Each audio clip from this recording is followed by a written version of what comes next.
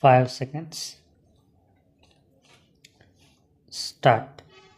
Addressing the gathering, Sir Watia said, I have always been a humble observer of men and events in the political field for half a century.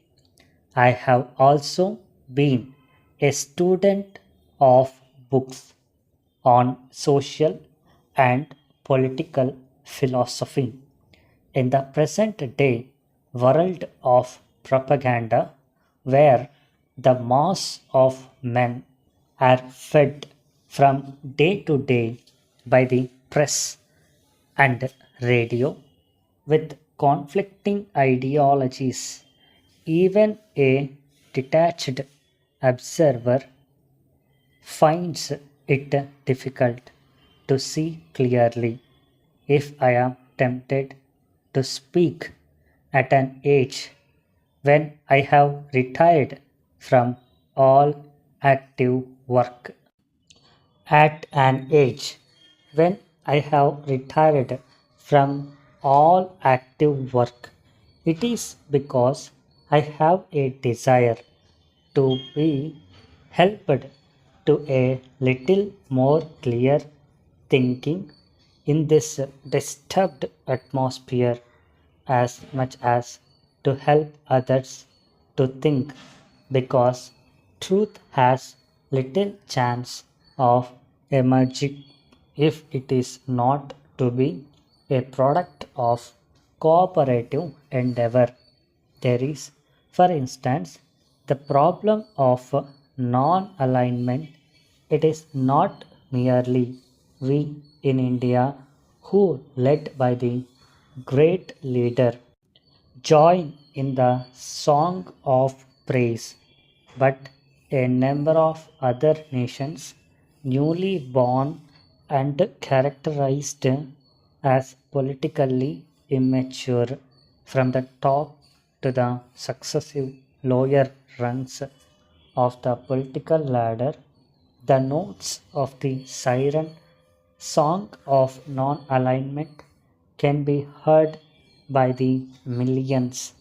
We may be lulled to sleep for a moment by the music, but when we awake, shall we not, as rational human beings, consider the implications of non alignment as policy? We are told it is not neutrality. We have been assured that it implies the right to think for ourselves and not as members of a political bloc on the individual merits or demerits of each political issue as it arises and decide for ourselves the policy that we should adopt.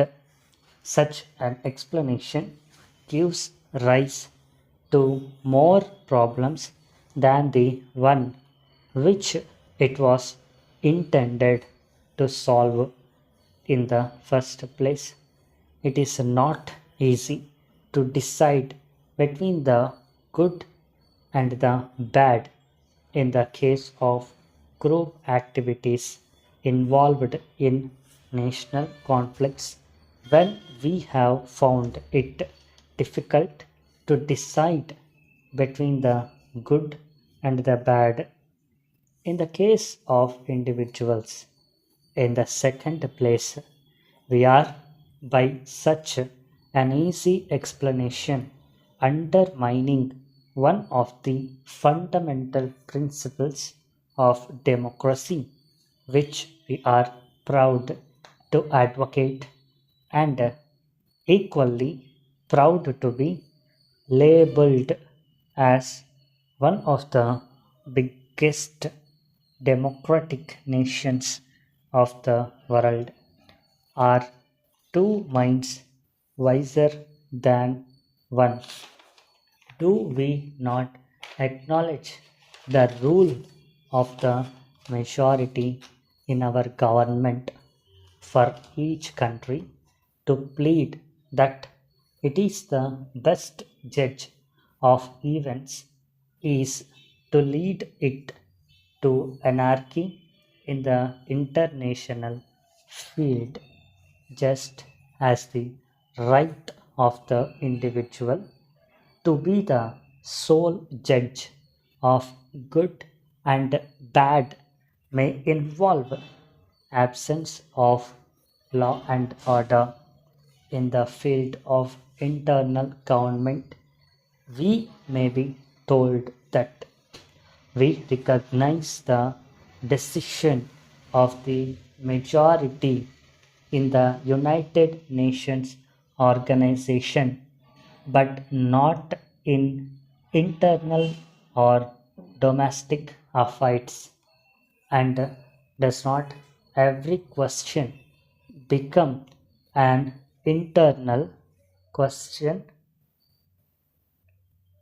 when it suits a country to call it internal, as in the case of Hungary or South Africa? In the next place, non alignment is based on the assumption that there are two power blocks equally bad, and it is better to refrain from joining either of them. Who are we as a nation? It may be said to judge what is bad and what is good in others.